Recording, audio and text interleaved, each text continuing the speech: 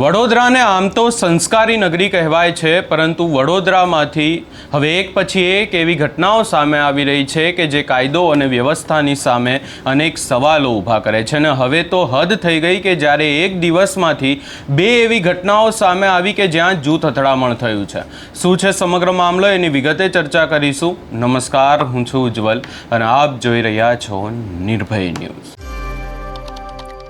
વડોદરામાંથી હવે એવી ઘટનાઓ સામે આવી રહી છે કે જ્યાં કોઈ પણ કોઈને ખુલ્લેઆમ મારી નાખે છે. અનેક જગ્યાઓએ જૂથ અથડામણો થઈ રહી છે અને હવે વડોદરામાંથી એક જ દિવસમાં બે હિંસક ઘટનાઓ સામે આવી કે જ્યાં એક કરજણમાં એક વરઘોડામાં જૂથ અથડામણ થઈ છે અને બીજું કલાલીમાં એક પરિવાર ઉપર જીવલેણ હુમલો કરવામાં આવ્યો છે. અને આ બંને ઘટનાઓ ક્યાંક ને ક્યાંક ગંભીર ઘટનાઓ છે. વધુમાં જો ચર્ચા કરીએ, ખાસ કરી અને આખી બાબતને લઈને ચર્ચા કરવામાં આવે તો કરજણ તાલુકામાં એક લગ્ન પ્રસંગમાં જૂથ અથડામણ સર્જાઈ અને બીજી તરફ વડોદરા શહેરમાં જૂની અદાવતમાં એક જ પરિવાર ઉપર જીવલેણ હુમલો કરવામાં આવ્યો અને બંને વિસ્તારોમાં પોલીસનો ચુસ્ત બંદોબસ્ત પણ ગોઠવી દેવામાં આવ્યો છે. પોલીસે આખી બાબતમાં વધુ તપાસ પણ હાથ ધરી છે, પરંતુ ખાસ કરી અને વડોદરા જિલ્લાના કરજણ તાલુકામાં જે ભરથાણા ગામમાં આદિવાસી પરિવારના આંગણે લગ્નનો અવસર હતો અને વરઘોડો કાઢવામાં આવ્યો અને વરઘોડો જ્યારે ગામમાં નક્કી કરેલા રૂટ ઉપરથી પસાર થઈ રહ્યો હતો ત્યારે કોઈ બાબતે દરબાર અને આદિવાસી સમાજના લોકો વચ્ચે સામાન્ય બોલાચાલી થઈ હતી અને જોતજોતામાં આખી બોલાચાલીએ ઉગ્ર સ્વરૂપ ધારણ કર્યું હતું અને બંને પક્ષના ટોળે ટોળા સામસામે આવી જતા આખી બાબતને લઈ અને હોબાળો થયો. આ ઘટનાના પગલે ગામમાં ભારે અફરાતફરી અને ભયનો માહોલ પણ છવાઈ ગયો હતો અને વેપારીઓએ પણ પોતાની દુકાનો બંધ કરી અને જતા રહ્યા હતા. આ ઘટનાની જાણ થતાં જ કરજણ પોલીસનો કાફલો તાત્કાલિક સ્થળ ઉપર દોડી ગયો અને મામલો થાળે પાડ્યો હતો અને ગામમાં હાલ તો શાંતિનો માહોલ છે, પરંતુ આખી બાબતને લઈ અને હવે પોલીસે ચુસ્ત બંદોબસ્ત પણ ગોઠવી દીધો છે અને સીસીટીવી વિડીયોના આધારે તપાસ કરી અને આખી બાબતમાં એટ્રોસિટી તેમજ રાયોટિંગ હેઠળ ગુનો નોંધવાની તજવીજ પણ હાથ ધરી છે.